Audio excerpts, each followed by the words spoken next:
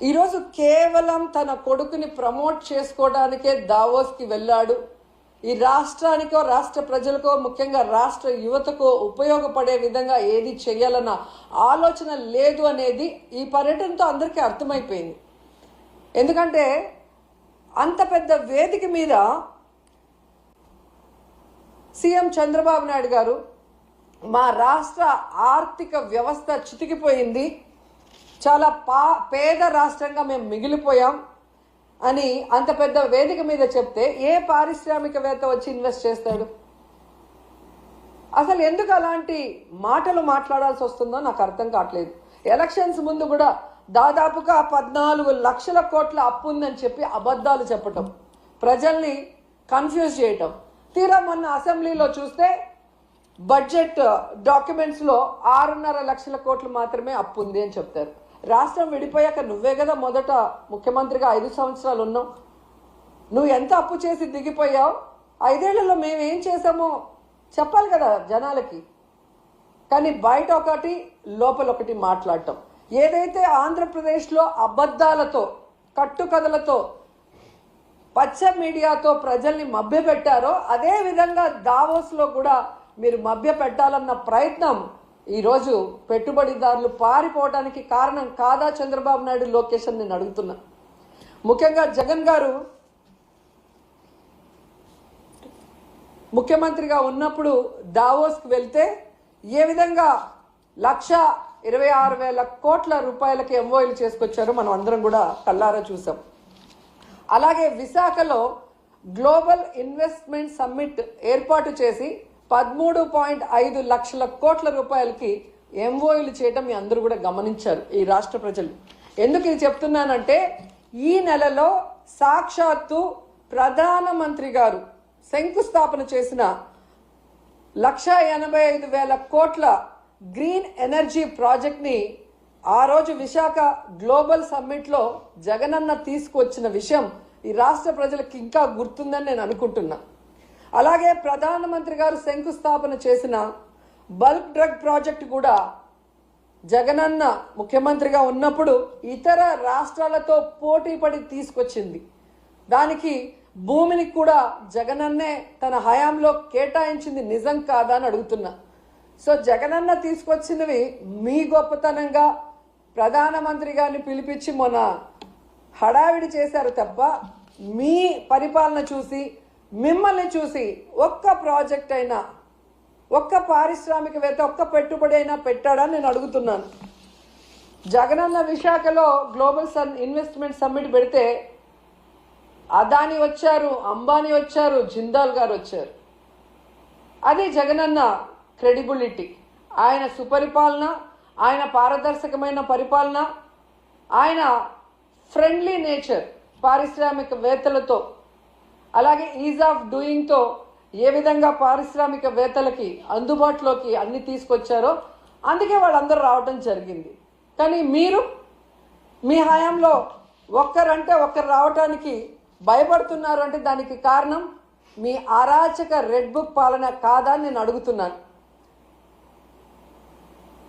ఈరోజు ఇన్ని మాట్లాడి వెళ్ళిన మీకు ఉత్త చేతులతో తిరిగి రావడానికి సిగ్గు లేదా అని అడుగుతున్నాను. ఏ మొహం పెట్టుకొని ప్రజలకు ఏం చెప్పాలనుకుంటున్నారు? మీకేం కొత్త కాదులేండి. పక్క రాష్ట్రాల వాళ్ళు పెట్టుబడులతో వస్తే మీరు కట్టుకథలతో వస్తారు. ఎవరి మీద తోసేద్దామా, ఏం చెప్పి తప్పించుకుందామా అన్న కార్యక్రమం మీకు తెలిసినంత బాగా ఎవరికి తెలియదు. దీనికోసం కాదు మీకు ఓట్లేసింది, మీకు అధికారం ఇచ్చింది, మీకు పదవులు ఇచ్చింది.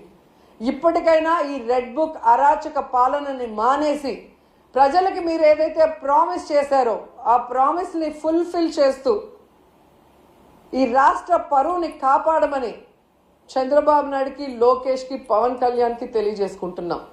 ఎందుకంటే పవన్ కళ్యాణ్ గారు ఏదో మత్తులో మాయలో ఉన్నారు, చంద్రబాబు నాయుడు మత్తు మాయలో. కనీసం దావోస్కి మిమ్మల్ని తీసుకెళ్ళలేదు అంటే మీరు వెళ్తే పెట్టుబడులు రావని మిమ్మల్ని తీసుకెళ్లేదా పవన్ కళ్యాణ్ గారు? లేదా గతంలో మీరు ఒక ఇంటర్వ్యూలో దావోస్కి వెళ్ళటం వేస్ట్, దానివల్ల రూపాయి ఉపయోగం లేదని మీరు ఇచ్చిన ఇంటర్వ్యూ వల్ల తీసుకెళ్ళలేదా? లేదా పవన్ కళ్యాణ్ వస్తే లోకేష్కి ఇంపార్టెన్స్ తగ్గిపోతుందని తీసుకెళ్లేదా? ఇది మాకు చెప్పకపోయినా పర్లేదు, కనీసం పవన్ కళ్యాణ్కి జనసేన కూలీలకు చెప్పాల్సిన అవసరం ఉందని కూడా ఈ సందర్భంగా తెలియజేసుకుంటున్నా. ఎందుకంటే అంత పెద్ద వేదిక మీద లోకేష్ సీఎం అయితే బాగుంటుంది, డిప్యూటీ సీఎం అయితే బాగుంటుంది అని ఎలా భజన చేశారో, ఆ భజన చూసి పారిశ్రామికవేత్తలు ఎలా అవాక్కయ్యారో కూడా అందరూ గమనించారు. సో చంద్రబాబు నాయుడు గారు, మీరు వచ్చి 7 నెలల కాలం అవుతుంది. ఈ రాష్ట్ర పరువు ప్రతిష్ట దిగజార్చే విధంగా మీరు పరిపాలిస్తున్న విషయాన్ని ఇప్పటికైనా గుర్తించండి. మొన్న టీటీడీ తిరుమల వైకుంఠ ఏకాదశి తొక్కిసలాటలో ప్రాణాలు పోగొట్టుకున్న కుటుంబాల్ని మీరు గాలికి వదిలేసి, దాంట్లో నుంచి మిమ్మల్ని నమ్ముకున్న మీ అఫీషియల్స్ ఎవరైతే మీరు రిక్రూట్ చేశారో వాళ్ళు, మీరు రిక్రూట్ చేసిన టీటీడీ పాలక మండలిని తప్పించడానికి, కాపాడటం కోసం ఈరోజు ఎన్ని డాన్సులు వేస్తూ తిరుమల పవిత్రతను పాడు చేస్తున్నారు. లడ్డూ విషయంలో ఎలా ఈ తిరుమల పవిత్రతను పాడు చేశారు. అలాగే మహిళల మీద ఇన్ని అఘాయిత్యాలు, ఇన్ని అత్యాచారాలు, హత్యలు జరుగుతుంటే కూడా మీరు దాన్ని ఎవరి మీద నెట్టాలి, ఏ పార్టీ మీద నెట్టాలన్న ప్రయత్నం చేస్తున్నారే తప్ప వాటికి అడ్డుకట్ట వేయకపోవటం ఈ రాష్ట్ర ప్రజలందరూ కూడా గమనిస్తున్నారు. ముఖ్యంగా పవన్ కళ్యాణ్ గారు లా అండ్ ఆర్డర్ ఫెయిల్యూర్ అయింది, హోమ్ మినిస్టర్ ఫెయిల్యూర్ అయ్యారని చెప్పి అంత చెప్పిన తర్వాత కూడా ఇంతవరకు మీరు లా అండ్ ఆర్డర్ మీద దృష్టి పెట్టలేదు అంటే ఈ రాష్ట్ర ఇమేజ్ ఎంత దిగజారిపోయిందో దావోస్ పర్యటనలో మీకు ఒక్క ఎంఓయూ కూడా అవ్వకపోవటం అనేది ఇప్పటికైనా తెలుసుకొని రాష్ట్ర ప్రతిష్టని, పరువుని పెంచే విధంగా మీరు పరిపాలిస్తారని ఆశిస్తున్నాం. అలాగే ఈ రాష్ట్రంలో తప్పుడు కేసులు, ఈ రాష్ట్రంలో మీకు నచ్చని వాళ్ళ మీద ఏదో రకంగా కక్ష సాధింపు చేయాలి అంటే అది కరెక్ట్ కాదు. ఎందుకంటే ఎప్పటికీ మీరు ఉండరు. రాబోయే కాలంలో జగన్మోహన్ రెడ్డి గారు ఖచ్చితంగా ముఖ్యమంత్రి అవుతారు. ఎందుకంటే ఇప్పటికే ప్రజలు మీకు ఓటేసిన దానివల్ల వేసిన వాళ్ళు బాధపడుతున్నారు. ఈవీఎంల వల్ల మీరు గెలిచారనుకున్న వాళ్ళు మీరు దిగిపోవాలని ప్రార్థనలు చేస్తున్నారు.